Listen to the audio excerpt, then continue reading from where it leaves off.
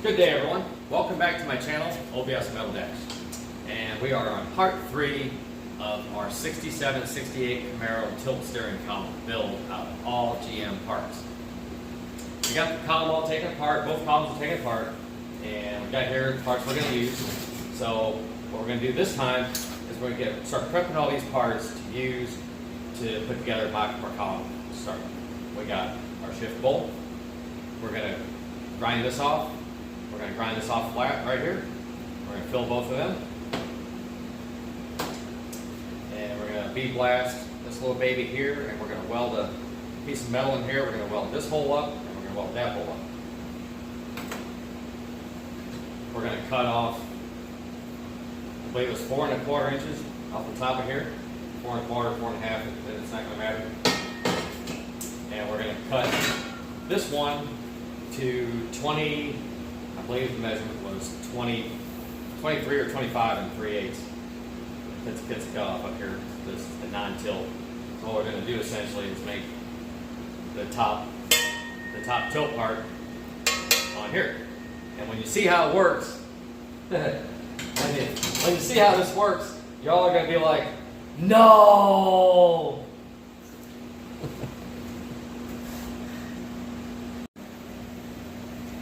Okay, what we're doing here is we're going to grind the knuckle off because this was a column shift and we're not putting this in a column shift car. And it's almost impossible to find this in a non-column shift. It's actually impossible. In fact, it's been over a year since I've had this column right here. So anyway, now it's up to you. However you want to grind this off is whatever you're comfortable, however you want to grind it off, you're fine. If you want to cut it and then grind it, whichever way. It's completely up to you. Just as long as you get it off and get it flat so that we can fill it.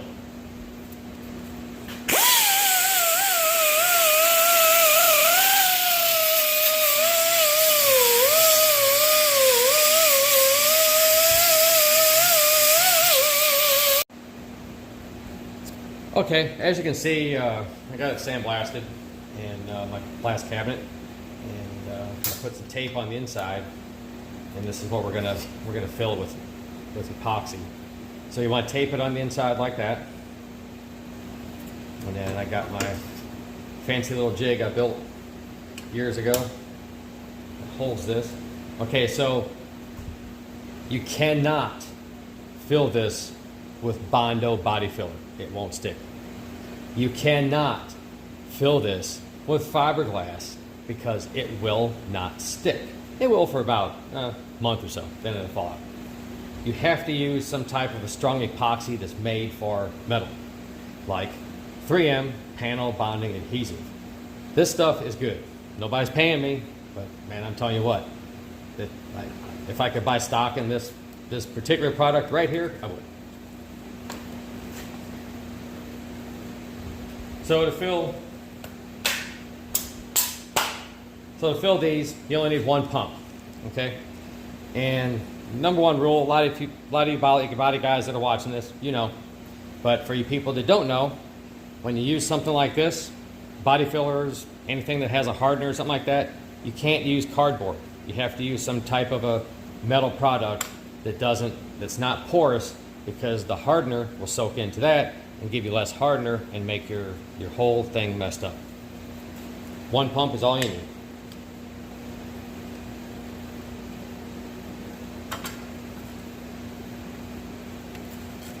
Now they give you a really cool little deal to a mixer and all that, but I don't use that here because it's easier just to pump it off, and then you don't waste what's in the mixer, because stuff's not cheap anymore, so you have to do it. So you mix it up really good.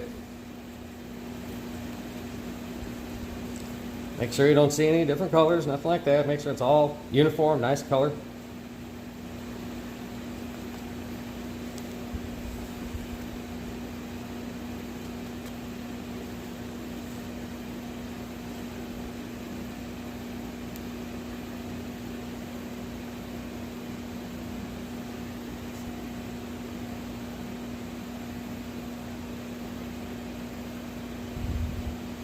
Push it down in there, make sure there's no air bubbles in there.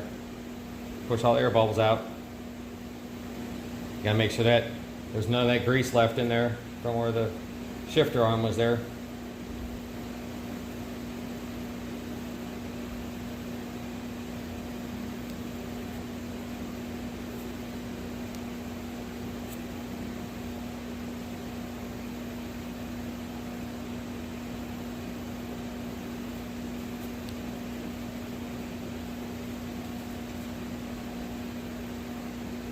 So now we got just enough left.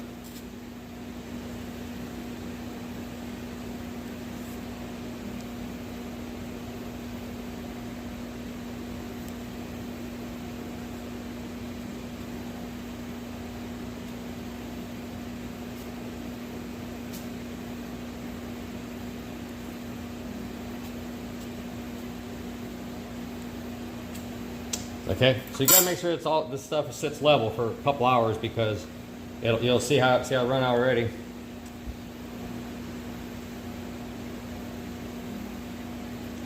All right, next step, we're going to cut the mast tubes up and get that to where we can start putting it together next video.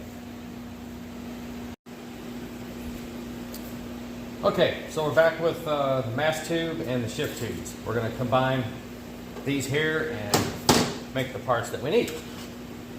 So after looking at my book, this is, I was right, it's 23 3/8. You want to cut it off at the top. I'm going to measure it off here in a minute. And then this is the old tilt column, and we're going to cut 4 1/4 off the top of that.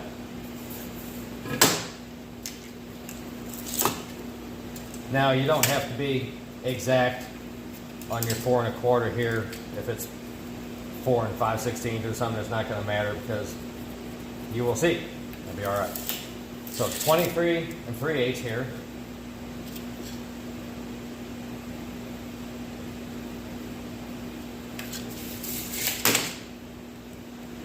Okay, you can see where this ended up. We're going to cut that off right there. Now you can cut it off however you want. Chop saw, bandsaw, jigsaw, whatever you want. Doesn't matter. Just you'll have to, on the inside, however you cut it, you have to deburr the edge on the inside, because you'll see. Same here. This is 4 1/4. Cuts about right around here or so. And if it's 4 1/2, 4 3/8, it doesn't matter the length. It's not going to hurt anything. So if you're off just a little bit, it won't hurt. Okay, we'll be back with some cut off parts in a few minutes.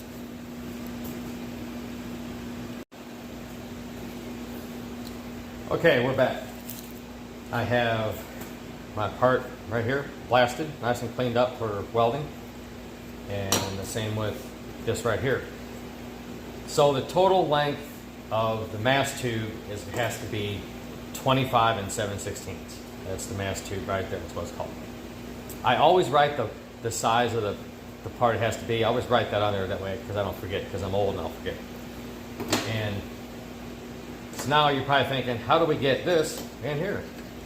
I'm curious how many of you guys figured this out? As soon as you cut this, how many did you figure out that you just put a little notch in it and you're good to go?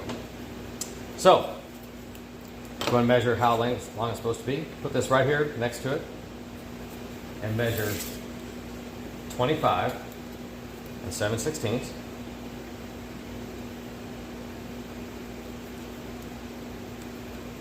And make a mark where this is at right here. The end of this right here, make a mark going straight across, even with 25,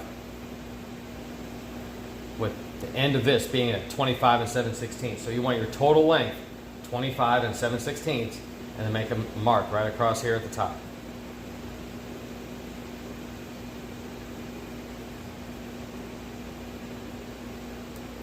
Now, why did I do it like that? Because if you have this measurement, if this measurement is off, 1/8 of an inch, 3/16, 1/4 of an inch, or something like that, then all your measurements are going to be off. Because the way I designed this to work is this fits right inside here and it's nice and snug. So you need to make sure that this is exactly 23 3/8, exactly, And you know, this is not, you don't have to worry too much about that. 4 1/4, 4 1/4, 4 1/8, 4 1/2 is fine. And then I'll show you where we're gonna cut. So you're gonna, all this stuff lines up. You can see it. Factory. I didn't do that. That's original. So all you have to do, get you a straight edge. If you need a straight edge, cut on that bottom line on both sides.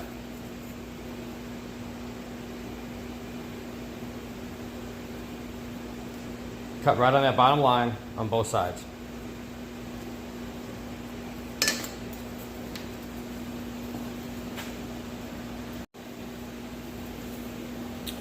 All right, we got the part cut out, like I marked on the last part right there. And you can see the way this is cut out right here. And I had marked the exact center on this one and the exact center on this one, so they don't, this one, I cut it, when I cut it, it didn't quite cut it perfectly so it doesn't fit in there. And that's exactly the way I like it. I like it to cut towards where I still have to grind a little bit to make it fit in there. That way I can make it fit snug. I can get it smack dab in the center.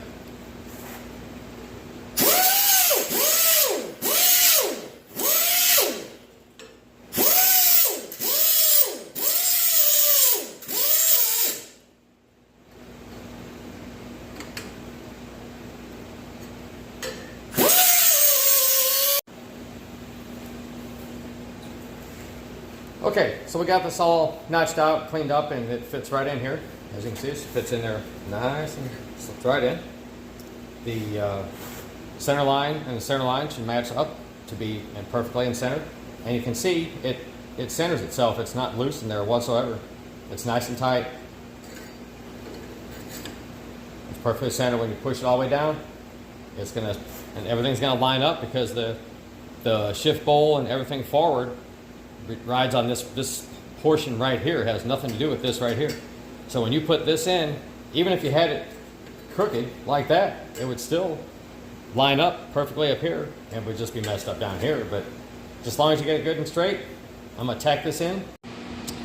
Okay, here we are with the shift tube. We have the core column shift tube here, and we have the shift tube out of the non-tilt column. As you can tell, they're different up here at the top. Here's the tilt column one. So all we're going to use is just a little bit of this distance right here off this. And we're going to cut this one. And what I did was I already made all my marks. This column, or this tube here, has to be 24 3/4 of an inch long total length. So that's this mark right here. So what I do every time is I make that mark there, and I hold this right up next to it. And I make sure that this is where I'm going to cut right here. And you want to cut this part here on the non-tilt part. You want to cut right on a bevel. There's a bevel right here. It's not very much, very slight, but it's right here. And then you cut this one about below that mark. The edge of the shift bowl stops right here, and you want to cut. You got to make sure you leave a little bit of metal here. So I'm going to cut these, and this is crucial. It has to be perfectly straight. If it's just a little bit longer or something like that, that's fine, because this is collapsible, and we can make that. You can change it. So I'm going to cut this, and I'm going to cut this. We'll be back in a few minutes. Okay, we're back. I made this super fandancy jig about 10,000 years ago, and I've been using it. It's got a little dirt and dust on it and stuff, but this is designed for the shift tube, because after you cut the shift tube, remember, this is just a little bit smaller than this. So this here is designed, this puts it perfectly in line right there. That way, remember how I said cut it on the bevel? Well, you can see that this piece is just a little bit smaller than this, because this piece is exactly the same size as the other part, and then there's this one's bigger. So after you weld it, you get the bevel just like the factory part. So I'm going to go ahead and weld this off camera because I TIG it and it's just too bright and I don't want to mess the camera up. But you can weld this, and if you when you weld this, you gotta weld it slow because you can warp it all up. It'll be real hard to get the bowl on. So you need to weld it like 2 or 3 spots and cool it off, and weld a few spots and cool it off, and just keep it cool through the whole time, and then it'll be good for you. Okay, we got the shift tube all finished up. It's all ready to grind it down and bead blasted it, and it's basically finished item. Turned out really, really good. Now, we're gonna do the main mast tube. What I done is I welded this on, I tacked it, and that's not welded, solid. I tacked it to be touching here and here